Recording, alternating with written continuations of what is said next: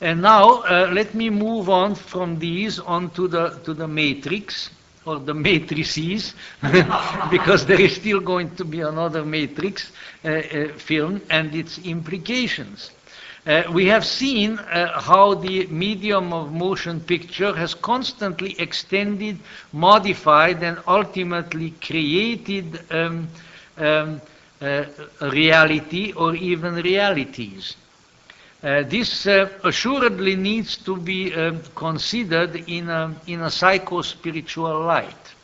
You know, the drama, the creation of alternative realities in the drama always had other than mundane implications, going clear back to the Greeks or to India, to the Hindus, for instance. It always had that. You know how the Greek drama proceeds with its various phases of the conflict, of the defeat, of the mourning, and then the supernaturally, preternaturally accomplished resolution of all the problems with the coming of the Deus ex machina, the God out of the machine. When everything gets mixed up, the heroes get killed, the chorus has lamented endlessly, walked around wailing, you know, then out of a machine. So you see already the foreshadowing of technology. It's not quite our technology yet. Then out of the machine, one of the an actor playing one of the gods would come on the scene, and then that god would fix things up. The Deus ex machina. Similarly, the Hindu drama and the Hindu dance, the Bharatanatyam and so forth, all have supernatural, transcendentally mythological overtones. So I think it's important to recognize that the theater or the motion picture theater always were recognized as having sort of profound overtones, that they are really designed and destined in a way to act as bridges to other realities. So the medium of the flickering image on the screen has increasingly made us accept the existence of alternative realities and their interaction, as well as the blurring of the boundaries delineating these realities. It would seem that all of this has served the purpose of preparing us for the next great step, which I truly feel is embodied in the Matrix films, namely now another step, which is the questioning of the truthfulness and of the legitimacy of the reality within which we seem to live, which we assume to be real, and also the discovery of a terrifying basic reality possibly underneath this one. Now this is a new development.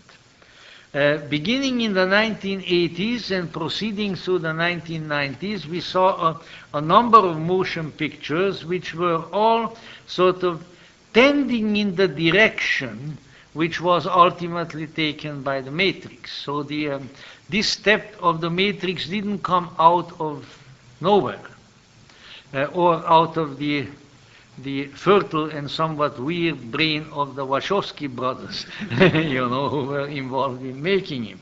But there were a number of films who were sort of moving in that direction, didn't quite get there, but if you look at them, you'll see that they are sort of, there is a sort of proto-matrix-like element within them. You may remember some of these films. I list them in chronological order. Brazil in 1985. You remember the weird realities there? Total Recall in 1990. Lawnmower Man 1 and 2 in 1992. and even the more recent Truman Show, 1998. So we are moving up now. Now, all of these films point in one direction, that the reality within which we live and move and have our being may just possibly not be the only reality. That the way we understand and function in reality may be questionable in itself. It's not a totally novel notion, of course, but it's a novel notion within the modern or postmodern setting. Notions of this sort existed before, but primarily in a religious and in a mythological setting. The Hindus certainly were, use the term again, embedded in the concept of Maya for a very long time. Now, I have heard the professors argue endlessly and ad nauseum about the details of what Maya really means. Is it mean really a total illusion? Is it really a total illusion or a delusion? Or is it just a sort of incorrect constellation of reality in our minds? But certainly it is a very, very important part of the Hindu tradition, or traditions, because really there are many, that our reality within which we live is not authentic. It is illusory. And it is out of this, the awakening out of this illusory reality that is the objective of all the yogas and all the tantras and so on and so forth, because when one awakens from that illusory reality, only then can one say that one is free in one's spirit. So, as Alan Watts of blessed memory was wont to say, we should take away the pejorative meaning of disillusionment, and we should re-establish the idea that we all need to be disillusioned, having our illusion taken away, because only that way will we find our way to reality. If we continue to live in illusions, then obviously then that takes the place of the real. But of course we don't think of it that way very often. Now, with the coming of the Matrix, we are facing a proposition that is new to contemporary thinking, but it has been heralded by earlier attempts on the motion picture screen as well, namely the questioning of reality. Now, the fundamental proposition of the Matrix, mythos, the essential reality image of the Matrix is as follows. It is this, that we live in a reality that is unreal. It is make-believe, it is a sham, it is a deception. Not only is it a deception, but like many deceptions which we may have encountered, it has a purpose. And the purpose is an appropriately sinister one. We live in a deceptive pseudo-reality which has been devised to conceal an extremely unpleasant true reality. By accepting the relatively pleasant pseudo-reality, we are closed off from recognizing the terrifying true reality. We live in the midst of a monumental conspiracy, the objective of which is to keep us enslaved in a reality of utter wretchedness. The conspiracy is so effective that it has the overwhelming majority of humankind fooled. We'll wait for a minute here.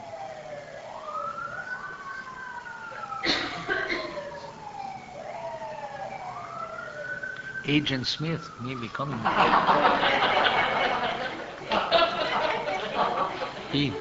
He tends to disguise himself in, as a fireman. But now, this is, I think, it is novel in one respect. I mean, novel to our general consciousness, because we are reasonably familiar with the notion of living in an unreal reality, a maya, a samsara, as the Buddhists call it, and by various other names.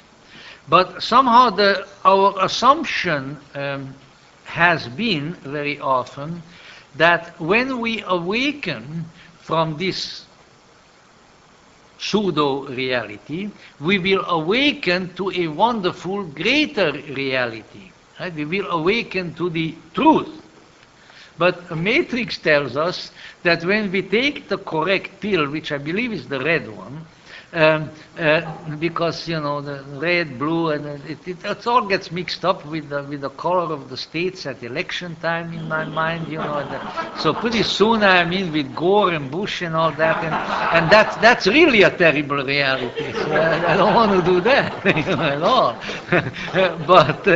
But we awaken, not to nirvana or moksha or something of that sort. We awaken to a reality that's really, really bad.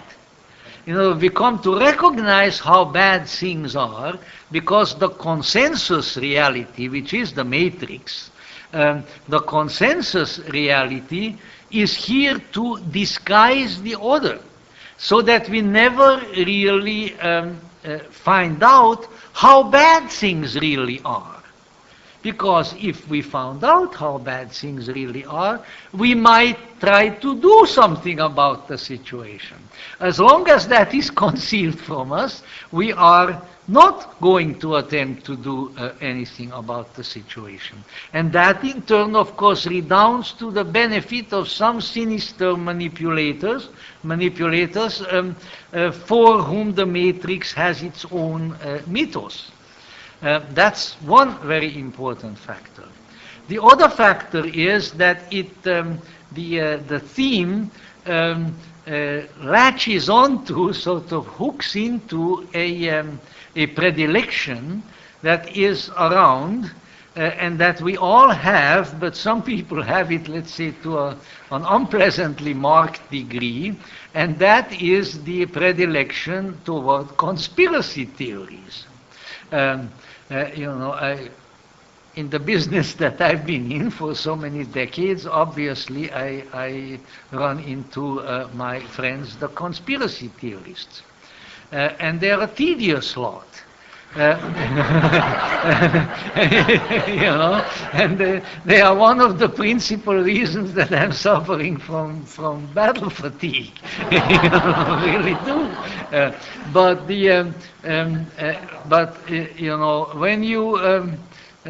When you are confronted with these folk, and when you get past sort of the outer layer of the onion of the conspiracy theorists, then I think you begin to discover that there is something of a really much deeper nature going on.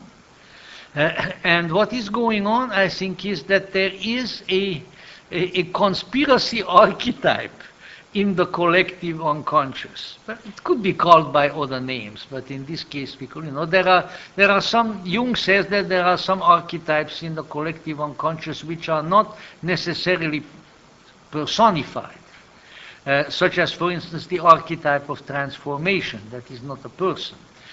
So I think there is also the archetype of conspiracy.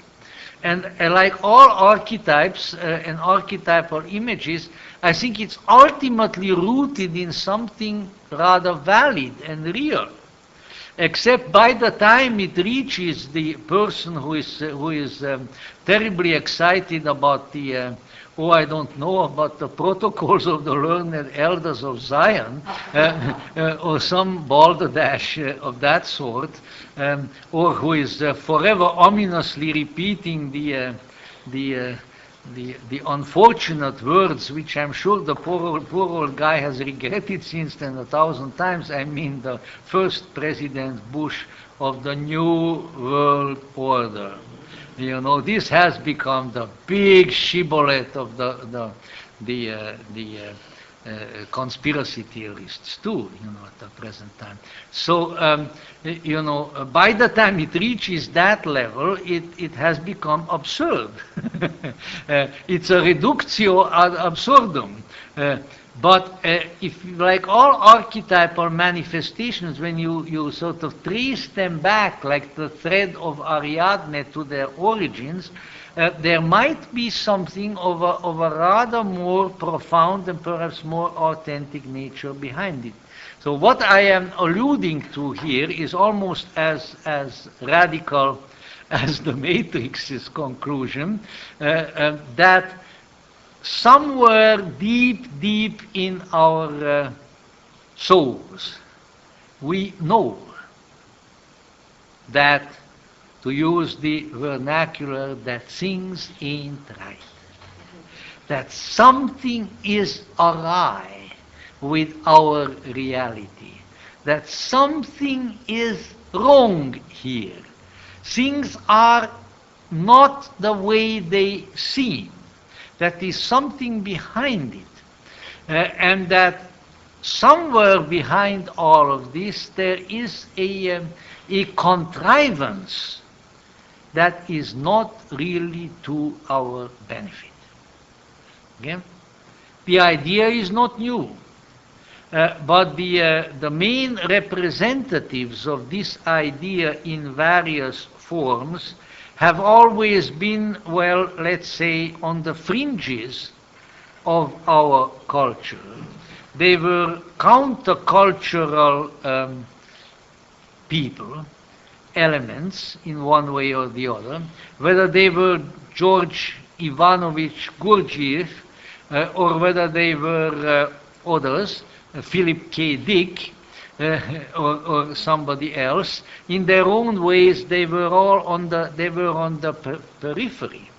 They were not part of the mainstream, and because of that position, they were able to conceive of this kind of a curious conspiracy at a very deep or very powerful level of reality. You know, the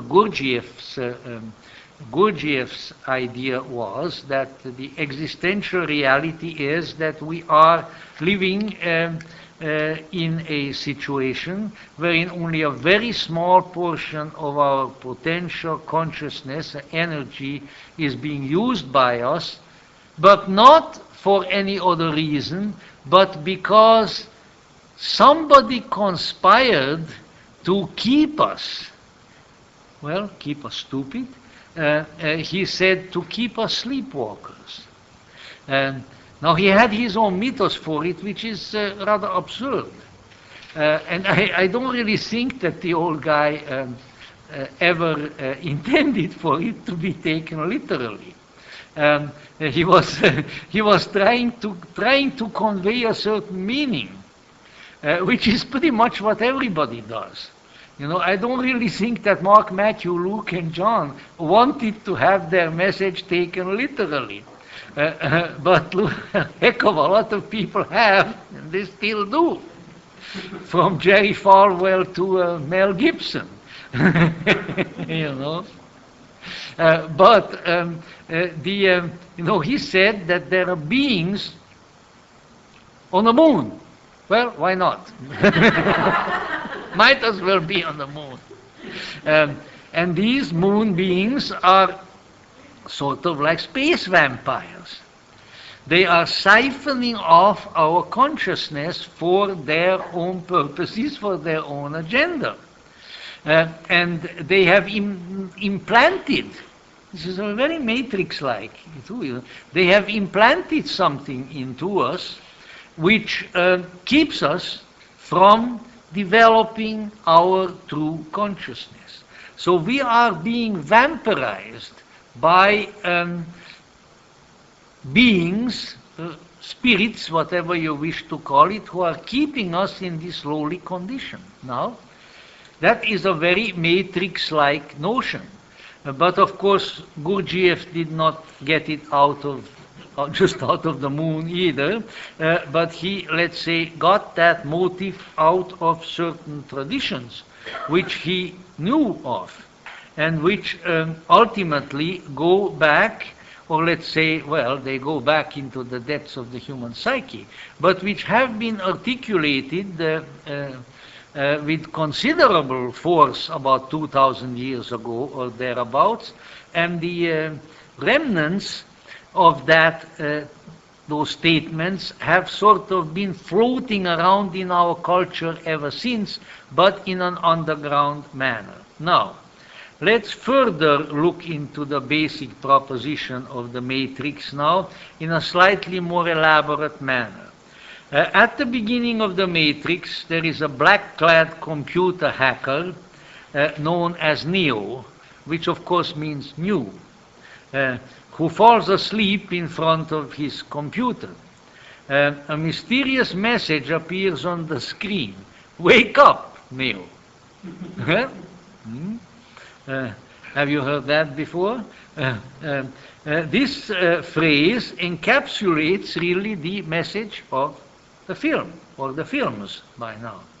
As Neo struggles with the problem of being imprisoned in a material world that is actually not a material world, but a computer simulation program that is created by an artificial intelligence, created actually in the future, but don't worry about that,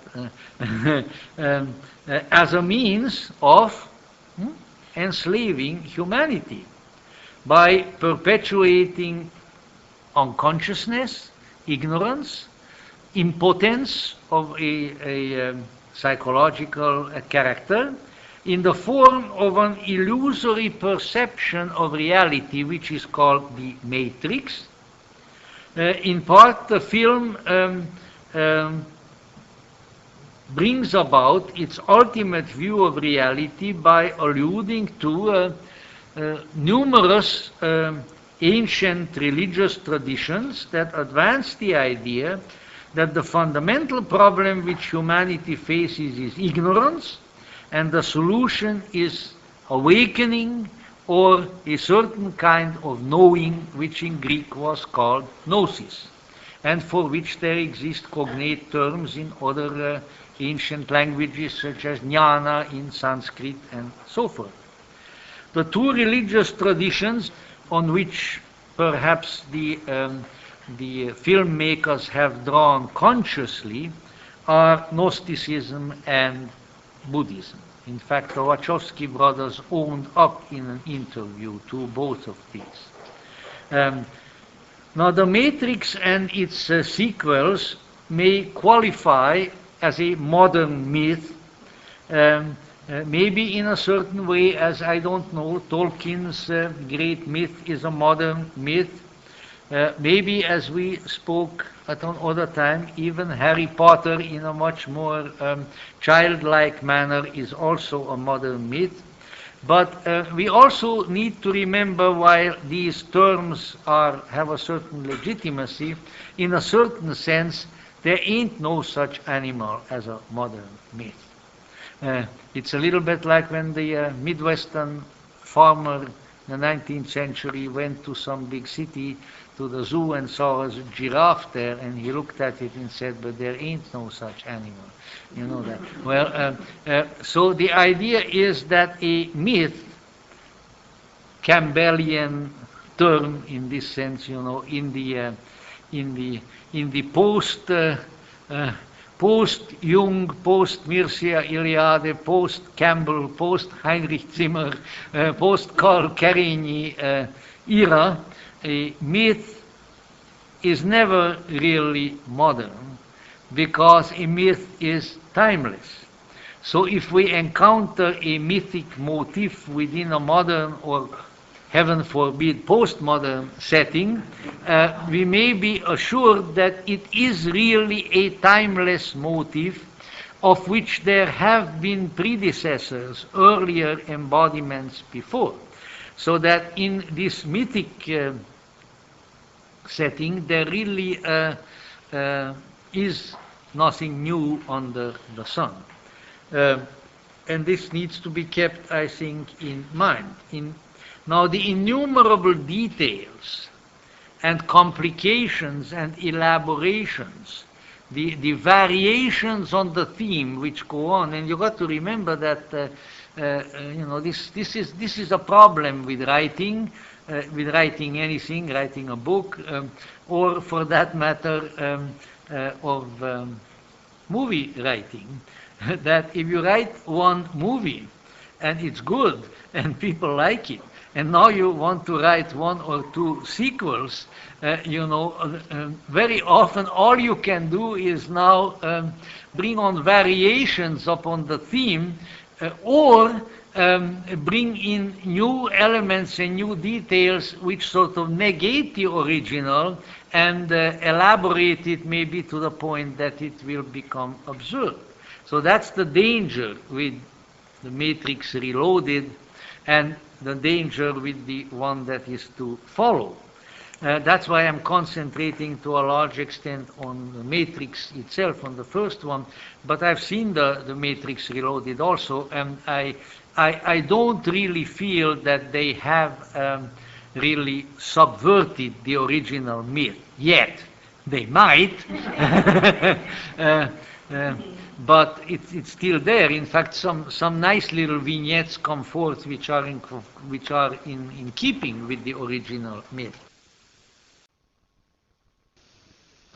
So this underlying theme I want to indicate is age-old, and it is really the overarching paradigm of the Matrix and of Matrix Reloaded, namely the problem of sleeping in ignorance in a dream world, solved by waking to a knowledge or enlightenment, and a knowledge or enlightenment, moreover, which is salvific, which does something. See, this is hard to grasp, because to us, that's why knowledge is a kind of a bad translation of gnosis, and yet what can we do? Translations are always very, very difficult. The Italians had the right idea when they said traditore traduttore, which means the translator is a traitor. Okay. Because you can't really translate that well. So to us knowledge, I know something. So to us knowledge is an acquisition of information, maybe even including assimilation of information. But we are not really used in our ordinary experiences to a kind of knowledge that liberates, that transforms, that changes things in an incredibly radical way. And yet that is what is meant by this kind of knowledge. See, when people in the Matrix mythos take the red pill and then know, what is it that they know? They know that they have been living in an illusion, and having woken up from that illusion, they now know that they are being kept in a terrible situation by forces. In this case, they are techno-archons, to use the Gnostic Greek term, but that doesn't really make any difference per what, but let's say by beings. It doesn't make all that difference how they came into existence in this case, who are running the show in order to serve their own agenda, and serving their agenda means enslaving humankind. So when they awaken to that, then they know And this knowing holds the promise, the potential of their freedom. Why? Because now they can join forces and try to do something about it. We really still don't know whether they are going to win, whether they are going to get anywhere with their revolutionary efforts, but they are trying. And they meet each other. They meet others who are of the same gnosis and who therefore now are trying to do something. So it's in this sense that this kind of knowledge is salvific. All right? And I'll link it up with the predecessor of this in a minute, a little bit. Now, in fact, the two traditions, one Eastern, namely Buddhism, the other Western, both agree on this fundamental proposition, that one has to come to a recognition of the illusion within which one was caught, and that when one is thus disillusioned, then the possibility of freedom arises. There are still all kinds of things to do after that, but now the possibility exists. As long as you are, a blue pill person, there is no possibility. You're not going anywhere. You are staying where you are without even knowing how bad the place is where you are.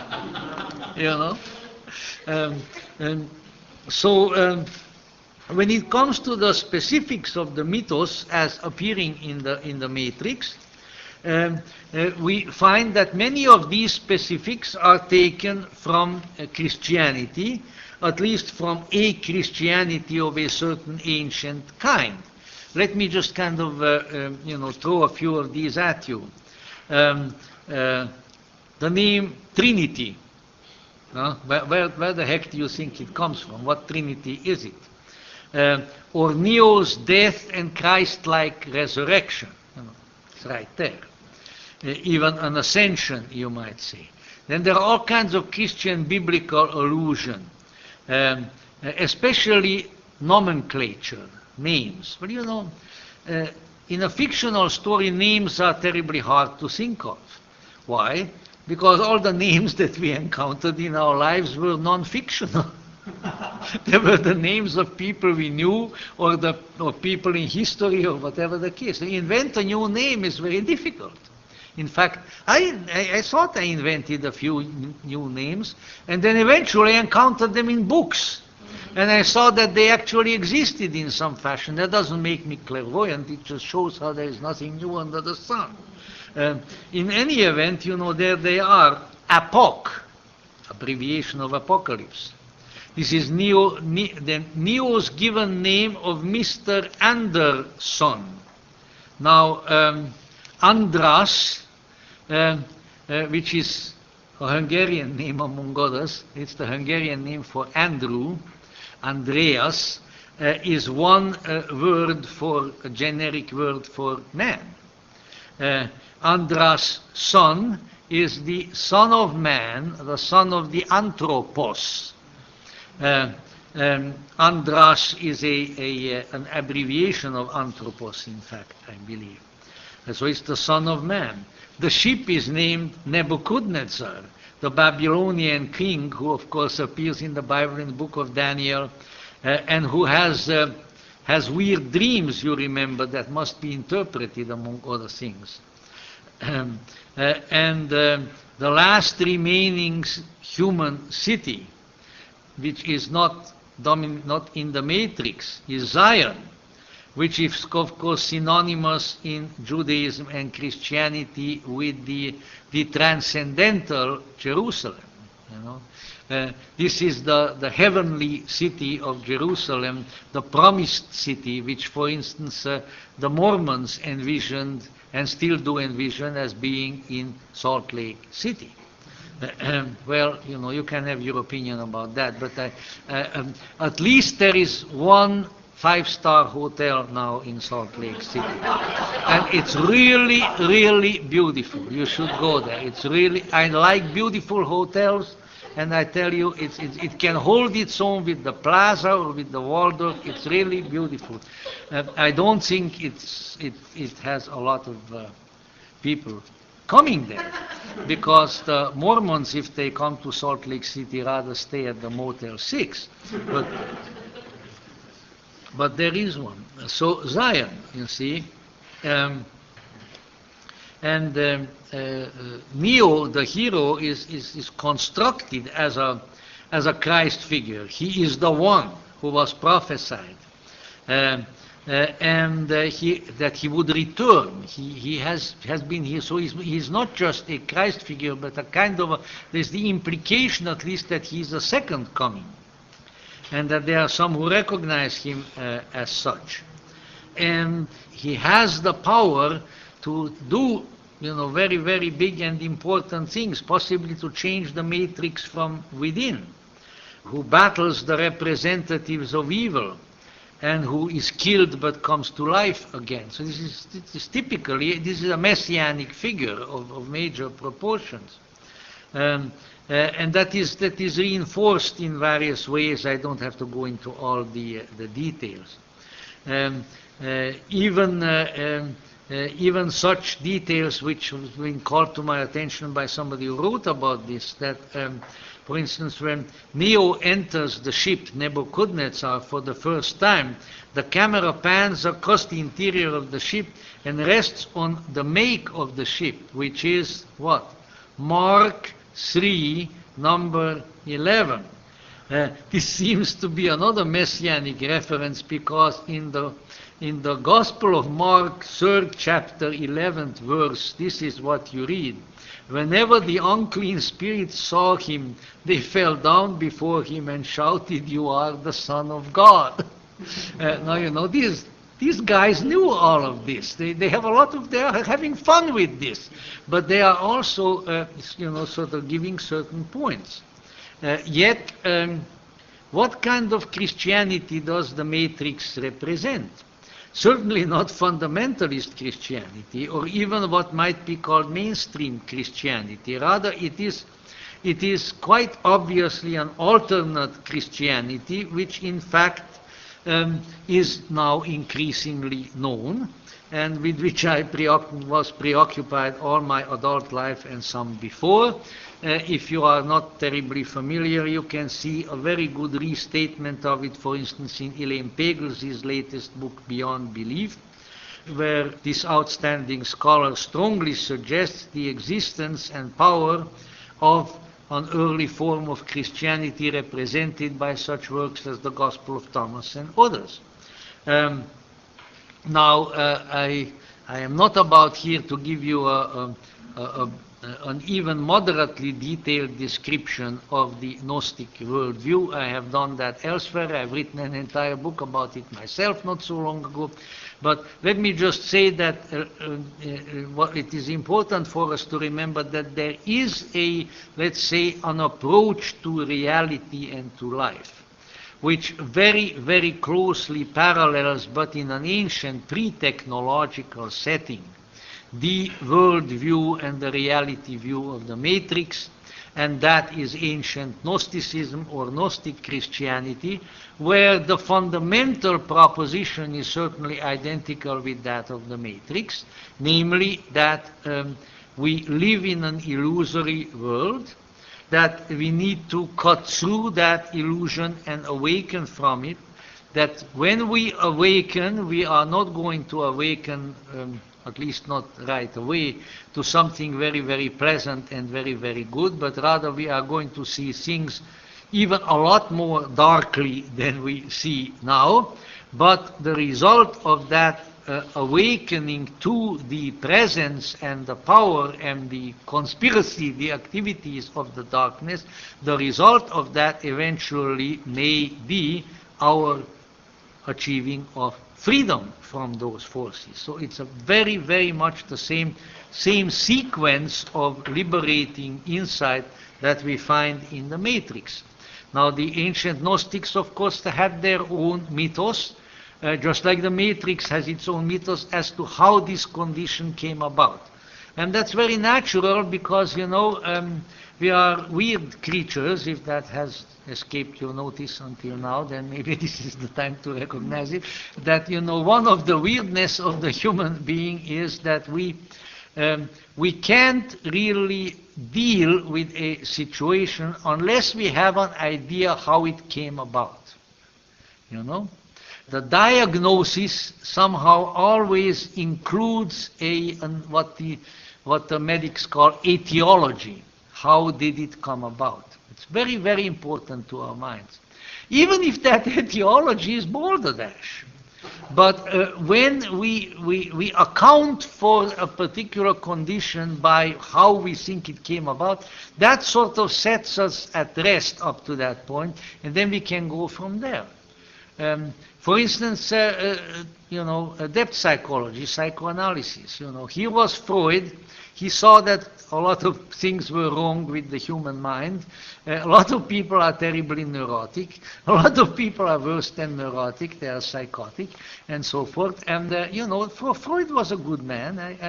I spent once. What was it? Over 2.5 years of my life researching his life and his teachings. For money, I wouldn't have done it otherwise. not that. That's not the kind of thing that I undertake as a labor of love. That's labor. but let's say, he was very well intentioned. But again, what was his first concern? Even before. No, not even so much how to remove these afflictions from the human mind, but how did it come about? Of course, the implication is always if you could find out how it came about, then that would give us very important clues as to how to deal with it. Anyway, that's a very, very important consideration. So every one of these systems, these Gnostic systems, has its own mythos. Gurdjieff has his mythos of the moon and how the moon split off the earth at one time, and there are these nasty creatures there, and they are keeping us enslaved, and so at everybody. And the old Gnostics had their own. I don't need to go into those details, but let's just say they accounted for it in a very powerful mythological way, which I think has much merit. The only thing that I will mention is that they definitely disagreed with the way that the Jewish and Christian religion of their time, which even of today, accounted for, let's say, the askewness of much of our present condition by the fall from paradise. They said, the Gnostics said, no, there was no fall in paradise. It wasn't due to the fact that the snake was talking to a woman, and then the woman talked to a man, and then they ate some kind of a nondescript fruit. That this is hogwash. We find ourselves in the situation where we are because there are certain powers that want us to be in the situation, that want us to be enfeebled morally, intellectually, spiritually, in all kinds of ways, because there are their own agendas. It's very much like the same principle that St. Paul refers to is when he says we fight not against flesh and blood, but against powers and principalities and so forth, and spiritual wickedness in high places. Now this is very, very much this motive. A spiritual wickedness, however, the character and the activities of which are concealed from us until we discover it. So let's say, these are the fundamental recognitions are there. Some of the, let's say, the details don't matter all that much, and some of them I'll allude to now. So there is no really mythic structure that I know of that parallels the Gnostic, let's say, that parallels the myth of the matrix as intricately as the Gnostic myth, both in respect to the human problem that humans face as well as to the solution. So, the wisdom, Sophia, again, I won't go into the details, Wisdom was in trouble at one time. But wisdom was in a predicament. And wisdom became unwise in a certain sense and created an archon, a demiurge, who then became our captor. Okay? What does the Matrix say? The Matrix says that humans became so smart, wisdom, cleverness, they became so smart that they created very, very powerful technology, technological beings, computers, robots, whatever you want to call them, and they then turned on them and enslaved them. So wisdom, cleverness can become too clever for its own good, and then may create its own afflictors, its own jailers. An ancient Gnostic motive that comes back to us in the Matrix. In fact, Morpheus explains it, puts it in the 21st century, in fact. So if this is going to happen, it's going to happen in this century, see?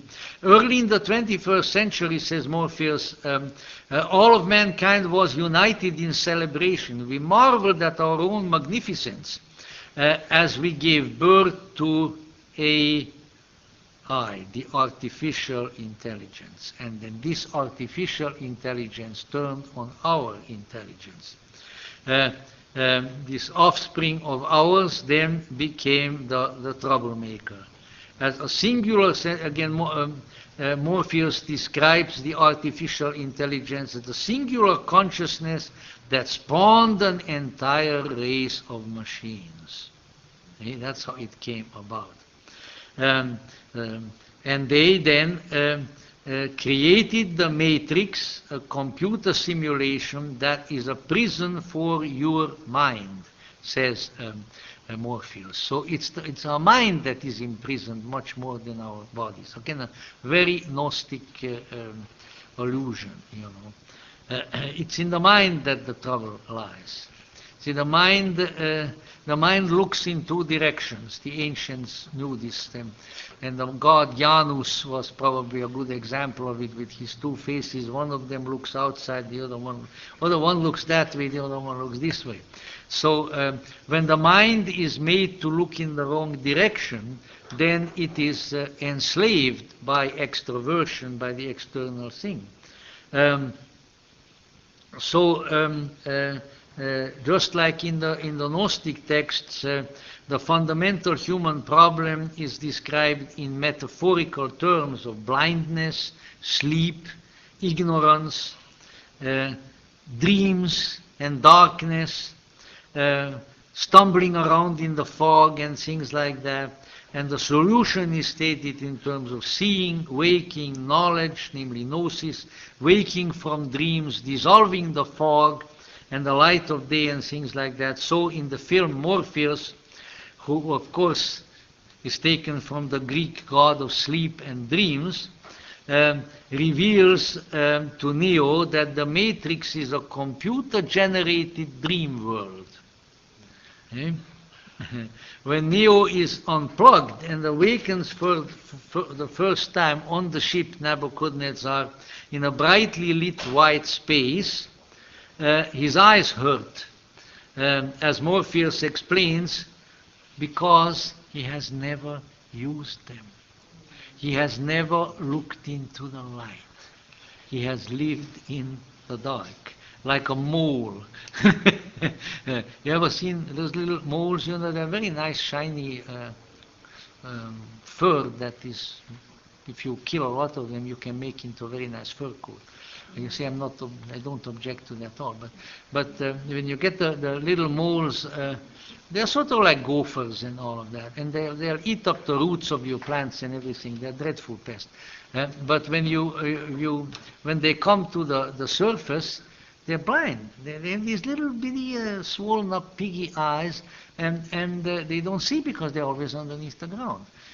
So that's kind of the way we are and the way Neo is until he comes to the brightness of the ship of light.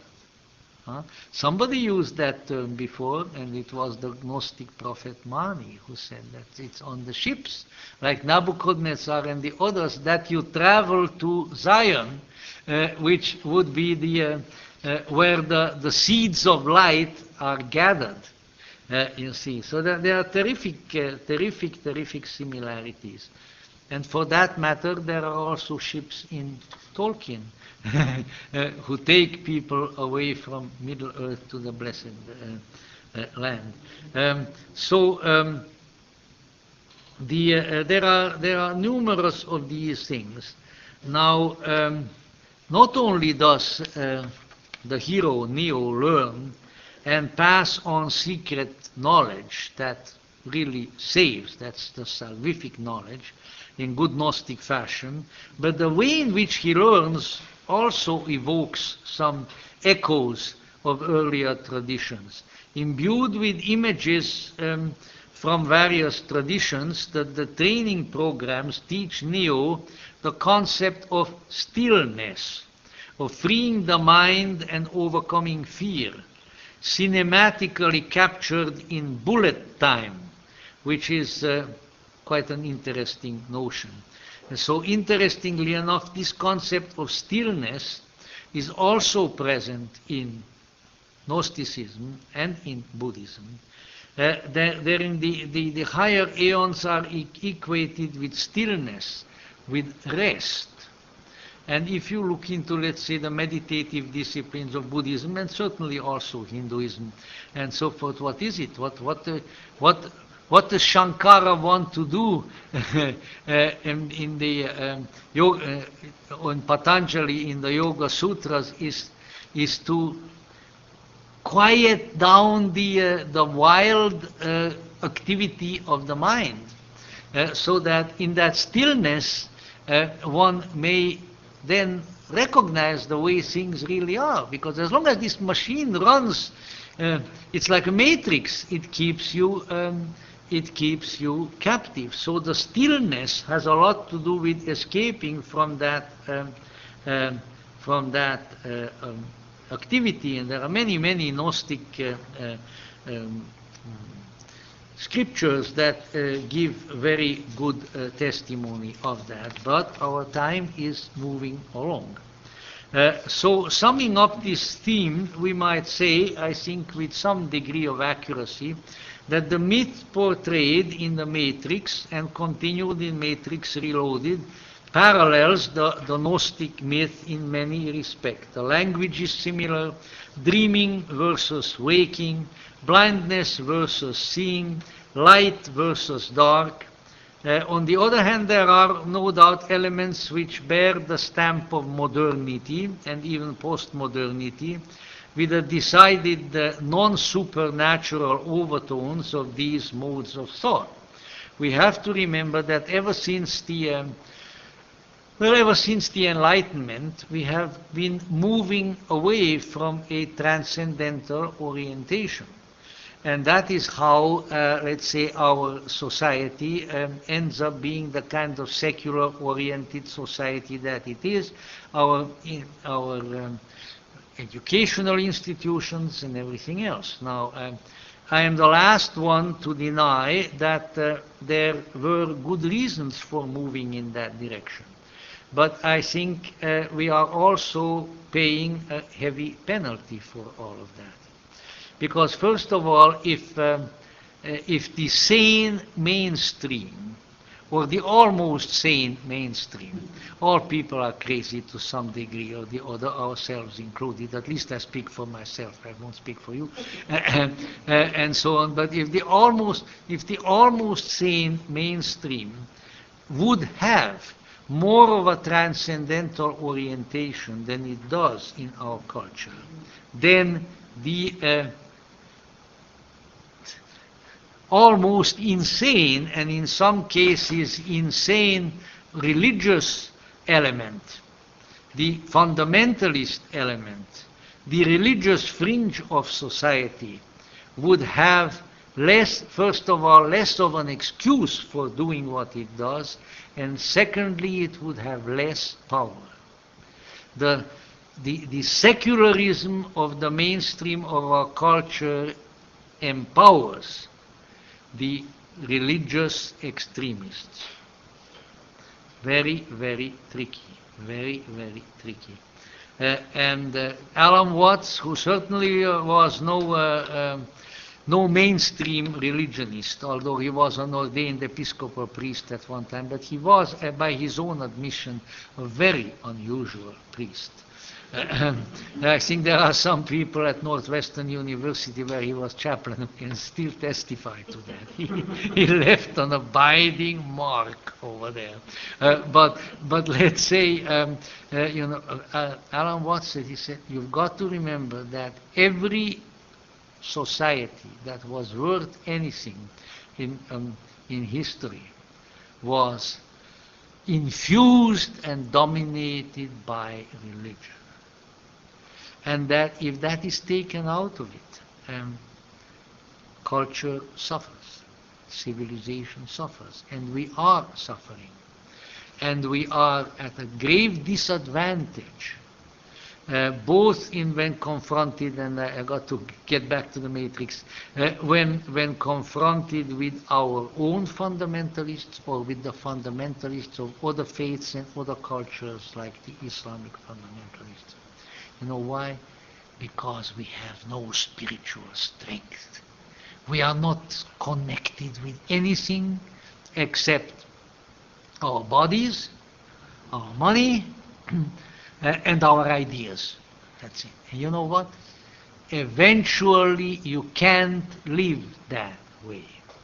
And those who are connected with something, even though maybe they may be stir crazy, they may be crazy as a, I don't know what, as a rat, will get you, because they have a strength, even though it's expressed in a crazy way. And one has to be very, very careful about that. So what's the answer? The answer is that we need to recover somehow our spiritual connections. We need to recover our spiritual roots. But let me go on. The mythos of the Matrix indicates that our captors, the robotic techno-archons which came out of the artificial intelligence, who were of human making, and that the expected redemption will come from humans. I'm not going to go much further into that, but we need to remember that there is no contradiction between a transcendental orientation that I mentioned and the recognition of a spiritual human potential. Only one has to go deep enough. There is no effective spiritual potential in us as long as we are in our present prosaic, limited state of consciousness. In this ordinary state of consciousness, nothing important really happens. We think sometimes that something important happens, but it really doesn't.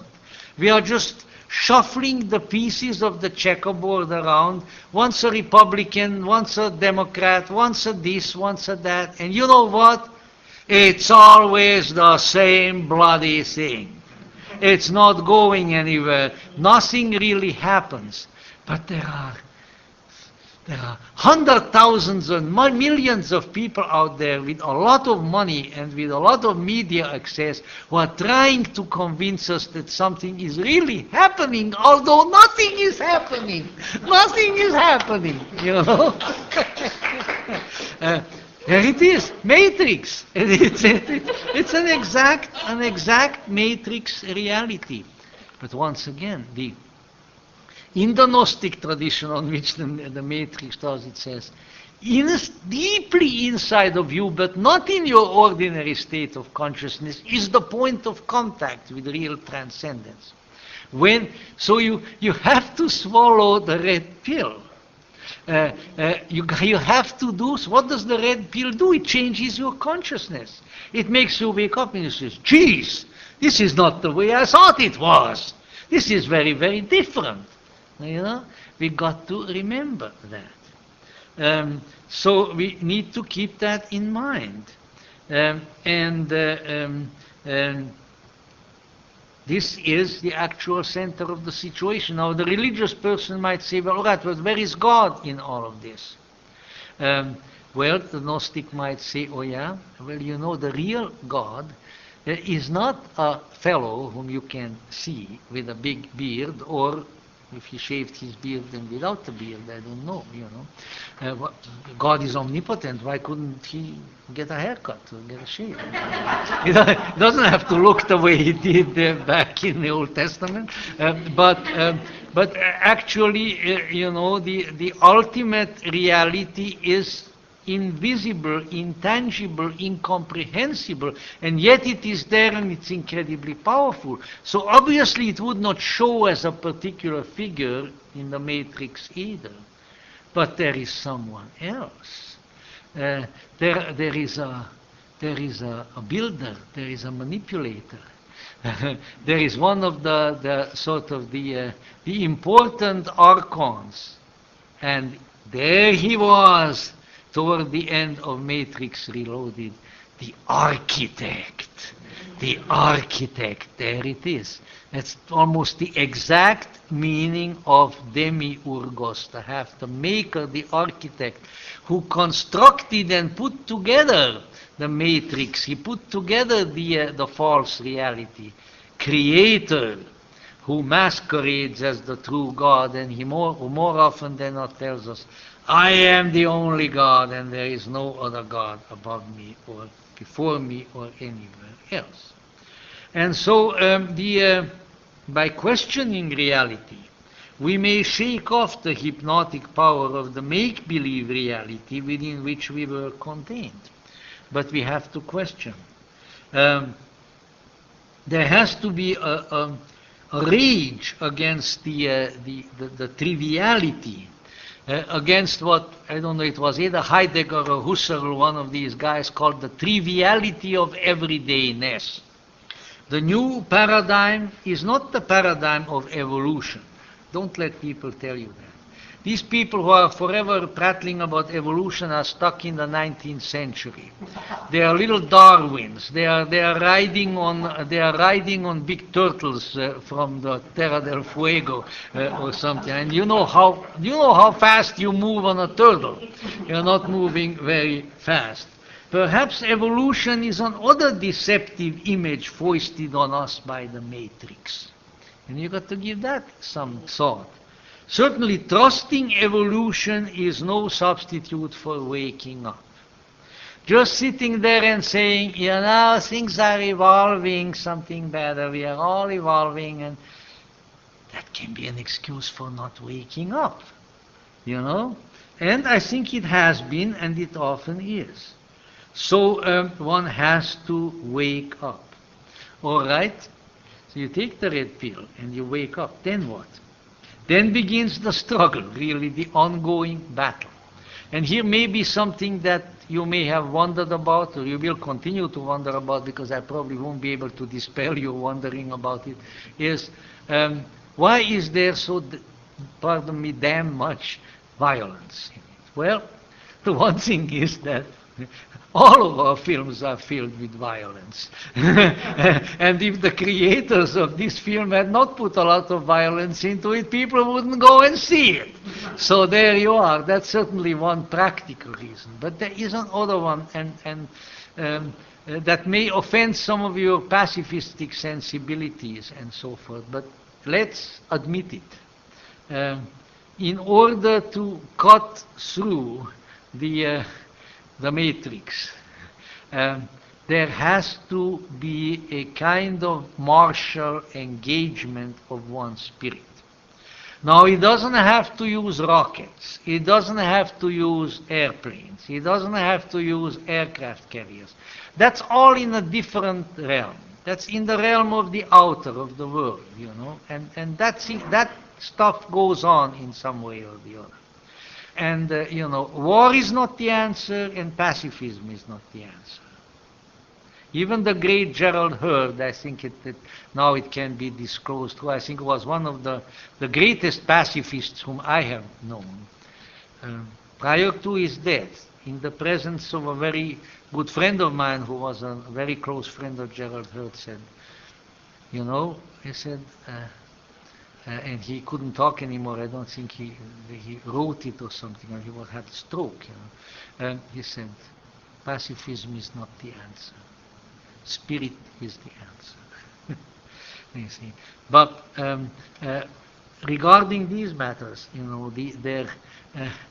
there at some point or the other, there has to be a very powerful exertion of the spirit against the opposition coming from the matrix. In these realms, this is the kind of enemy whom you cannot go up to and shake hands with. Agent Smith, So there is a certain kind of spiritual validity to the violence in the movie. Because in many ways, this, not totally and not on all levels and not all the time, but this is a violent task. It's a violent encounter. Look at Buddhism, which is the most pacific of all religions, and look at the wrathful deities, great big swords, huge knives, and they are dancing on skeletons and drinking from skulls, and all kinds of things, off-putting symbology. And even the Buddhas like Manjushri with great big sword, and the Buddhists will tell you they are battling illusion. They are cutting their way and your way through with the swords, through through the web of illusion and things of that sort. So that needs to be recognized probably as an important element. Heaven is taken by storm. Perhaps hell is defeated by a storm, or the storm of violence sometimes also. And in any event, let us hope so. But I do think that there is a significant, possibly a significant cultural development here. I think the great medium of reality altering, the motion picture, has now found its way through to a particular complex, ancient, and yet timeless, and I think very important and indeed accurate view of reality and of the task of how to work our way through to the authentic reality. Ultimately, this is kind of really what it is all about. And the revelation comes to us through all kinds of instrumentalities. In this case, it comes to us through the motion picture screen. I think in the 1960s, for instance, and the 60s were the 70s, it came through us by other means. I think that when I'll put it right on the line, I don't care what anybody thinks about it, I think that the psychedelic revolution tried to be and to be the red pill. The analogy is too close, maybe too close for comfort, but it went awry for a lot of people. Didn't go awry for everybody. There were some people who woke up at that time. I know many of them. So it certainly cannot be denied. But whether through this avenue or that avenue, the voice keeps coming through. Wake up, wake up. If you don't wake up, you are in big trouble, and nothing really is going to happen. You need to wake up. So here is a new wake-up call. Abraxas, the rooster-headed mythological figure of the old Gnostics, is standing there once again, at this time sort of on the edge of the motion picture screen. And he cries out, wake up, light, light, boundless light. And we should listen. And not only listen, but perhaps do something about it. And if we do, things might become very, very different. And we won't have to worry about the one world, about this conspiracy and that conspiracy, because we have contributed our share to the undoing to the one great conspiracy, which is the conspiracy against consciousness, the conspiracy against spiritual freedom, the conspiracy of knowing what really is. If we do that, everything will be all right. So maybe we ought to listen to the Matrix a bit. And with that, I think I'll conclude my ruminations, and thank you.